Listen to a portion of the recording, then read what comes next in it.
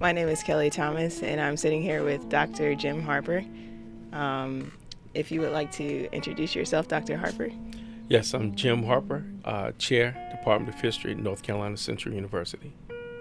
Thank you. And so you've been working on this campus quite a long time, right? So how many years? I started working here in July 1st, 2000. Nice. So what do you like about Central's campus? I attended undergraduate school and I got my master's degree here. I've always loved the campus and the way it's surrounded by the local Durham community. The students I enjoy myself as a student, and now teaching here, it's always good to be around young people. I learn new stuff every day. Okay. So how would you describe the landscape of the campus or the social atmosphere? Well, the sloping hills and the verdant green, they're very beautiful, When I was here, we didn't have a whole lot of grass. Beautification, I don't know, was a top priority at that time, but now the grass, the trees, the landscape, the new buildings, and the students are taken care of. We don't see a lot of litter around campus, and they paint a lot. Most of the things are, especially the rails and things that would normally have a lot of wear and tear because of the weather. It's just a beautiful campus. What about the historical landscape and some of the names that are on the buildings? Yeah, well, we own several of our buildings are on the historic register, especially in that area where the administration building is.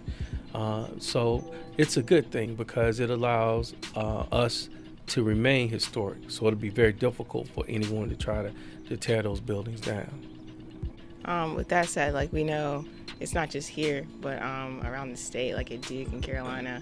And I know that Duke, Carolina, they renamed one of their buildings, Carolina Hall, and Carr Hall the Carr building was renamed, but it could have been named something different or more historically profound. Do you have any suggestions maybe about what the Hoey building could be renamed to? Well, not right offhand. I think that several of our past presidents, including our founder, have done a great job at taking the institution to the next level. We also have several affluent alumni that could also have their names on the list to be selected. But you talk about what's happening here at Duke and at UNC. I think that it shows how students have a level of consciousness about what they want the future to look like. And I think it's important that they have a historical context as to what it was, because everything that was done at the time was done as a sign of that particular time. And so you all are setting another tone because you wanted a different future. You want a reflection of a different future, which your children, and your children's children will see. So I think that it's good to have the discussion. And if the buildings are changed, I think that people are giving enough thought to it and allowing the students' voices to be heard. And that is what's going to make, I think, for a much better and prosperous future. That's great. So what I'm hearing also is the push is good on our part as students. Do you have any more recommendations about what students could be doing on campus to just stay conscious or promoting name changes or just up on their history in general? Yeah, I think that, first, let me say I think it should take more history classes. But I think in general, in many of the courses that the students take, you could also talk about it in varying ways. So, for example, in history classes, we could talk about the historic context of the buildings and, future naming, that kind of thing. But maybe in a psychology class, what is the psychological impact of having a building named after someone who people don't feel comfortable about a building being named. What does that do to the intellectual environment on campus or the psyche of students at whatever level? So I think that there's a lot of different ways we could talk about it, even in just regular classes that we have throughout campus. That's a really great point that you raised about the psychological impact as well.